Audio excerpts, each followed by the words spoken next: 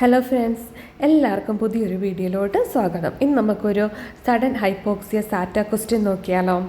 എൻ്റെ വീഡിയോസ് ഇഷ്ടപ്പെടുന്നുണ്ടെങ്കിൽ ഒന്ന് സബ്സ്ക്രൈബും ലൈക്കും ചെയ്യണം കേട്ടോ. അപ്പോൾ നമുക്ക് ക്വസ്റ്റ്യനിലോട്ട് പോകാം. ക്വസ്റ്റ്യൻ എന്ന് പറയുന്നത്, a pneumonia patient suddenly becomes confused, restless and the SpO2 drops to 84%. What do you do? First select all that apply. ഇവിടെ പ്രയോറിറ്റി ക്വസ്റ്റ്യൻ ആണ്. എ എന്ന് പറയുന്നത് switch to non-breather mask. B. Increase the simple mask to 2 liter. C. Check oxygen tubing. D. Call rapid response team. E. High Fowler's position. And F. Remove mask and debrief.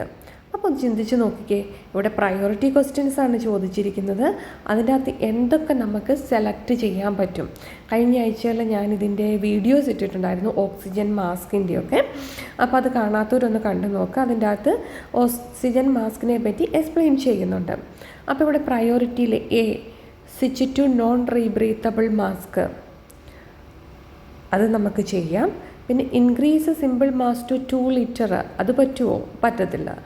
C, check oxygen tubing, അതെന്തുകൊണ്ടാണ്? Kinks, അത് ഫാസ്റ്റായിട്ട് നമ്മൾ fix ചെയ്യണം. അവിടെ എന്തെങ്കിലും അതുകൊണ്ടായിരിക്കും ചിലപ്പം oxygen drop ചെയ്തതെന്ന് അറിയത്തില്ലല്ലോ.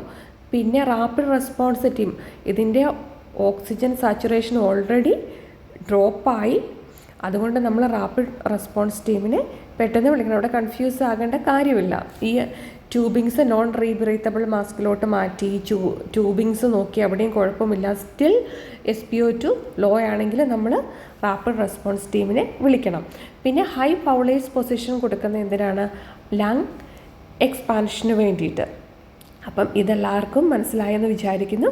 അടുത്തൊരു വീഡിയോ ആയിട്ട് നമുക്ക് കാണാം. താങ്ക്